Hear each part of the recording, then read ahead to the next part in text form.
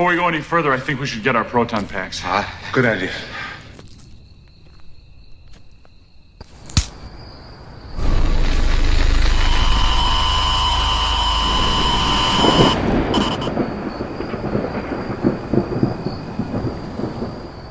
On Thacker and the Universal Monsters are a long line of horror films that have been around for over a century, from 1913 to present day. Whether or not you've actually watched the Universal Monsters, which I'll take it most of you kids today haven't, you've definitely heard the Universal Monsters. Frankenstein, Dracula, the Wolfman, the Mummy, the Invisible Man, and just so many more. But my favorite Universal Monster, which was also the last Universal Monster, is the creature from the Black Lagoon, aka the Gill Man.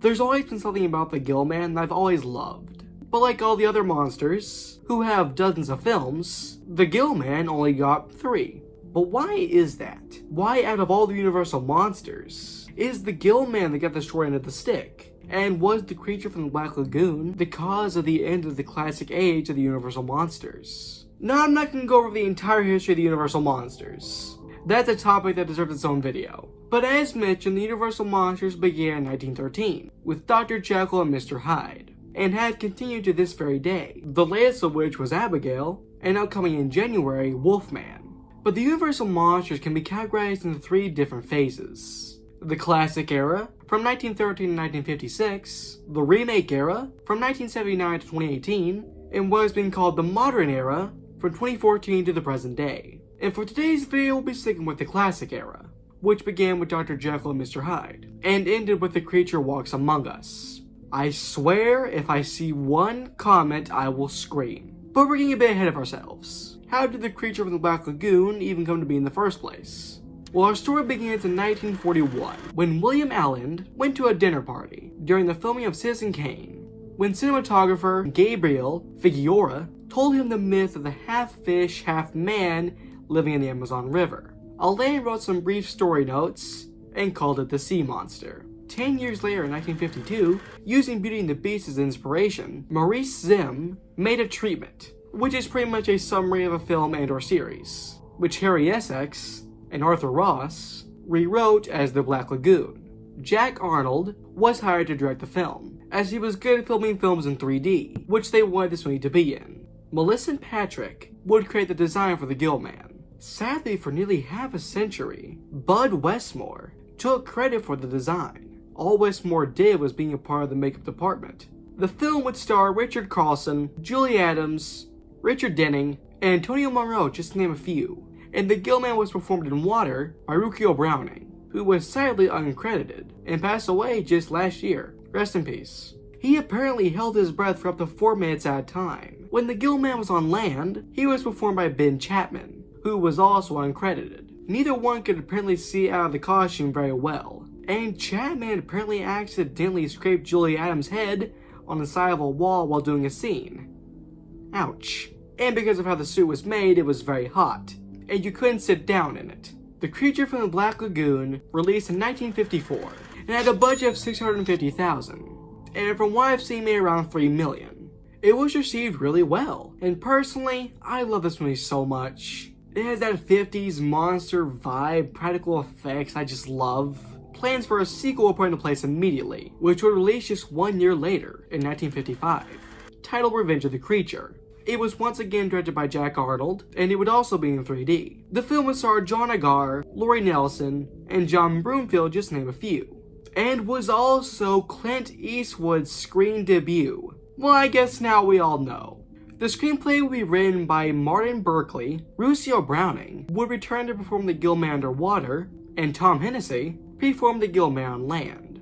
And apparently Tom almost drowned in a scene, where he had to jump into water wearing the on-land suit. And the water was filled with jellyfish, and had a strong current. And the suit started filling up with water, making it too heavy to swim. But he was luckily saved by 2 boys who just happened to be around the area. And it was not received very well critically, to say the least. In fact, according to Rotten Tomatoes, it's the lowest rated Universal Monster movie, which personally, I don't agree with. I think the Universal Monsters are very neat, they have a charm to them. Some of them I love, but if I'm being honest, they can get pretty darn bad. and I don't think Revenge of the Creature is the worst of the bunch. It's not very good, but I don't think it's the worst Universal monster movie. Revenge of the Creature is okay, and I can't find an exact budget, but it did make $1.1 million. 1 year later in 1956, the last Creature from the Black Lagoon movie and the end of the classic era of the Universal monsters would be released. The Creature Walks Among Us, which I'll just say I don't love, and unlike its predecessors, was not released in 3D. The film would be directed by John Sherwood, with screenplay again by Arthur Ross. The film would star Jeff Moreau, Rex Reason, and Ly Snowden, just to name a few. Rusio Browning again returned to perform the Gill Man in water, and Don Megalwan on land.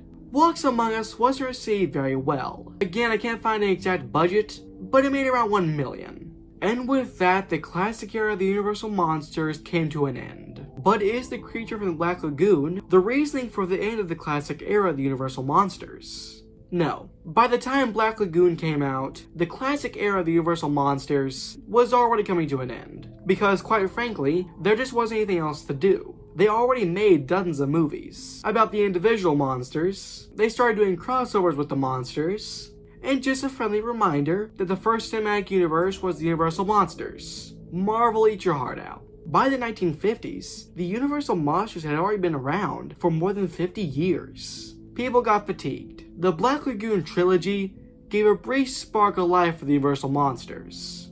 But by this point, it was already a bit too late. And while yes, Universal Monsters have survived, they definitely haven't thrived.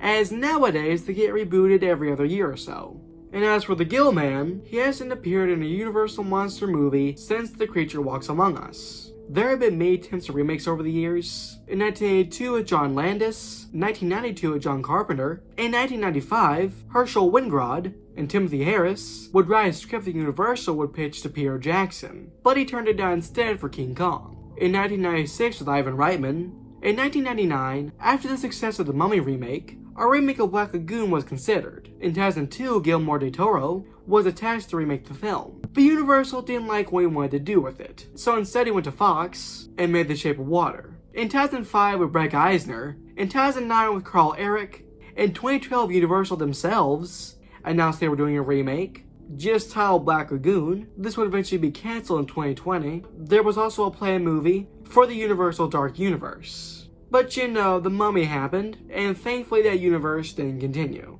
In 2024, it was announced that James Wan said that he was in talks to make a remake. And honestly, a remake of the Black Lagoon is one of those I wouldn't mind. A lot can be done with this concept. The Creature from the Black Lagoon is a horror movie icon. Will the Gill Man get a new movie anytime soon? Maybe, maybe not. But no matter what happens to the Gill Man, he always has been and always will be my favorite Universal monster.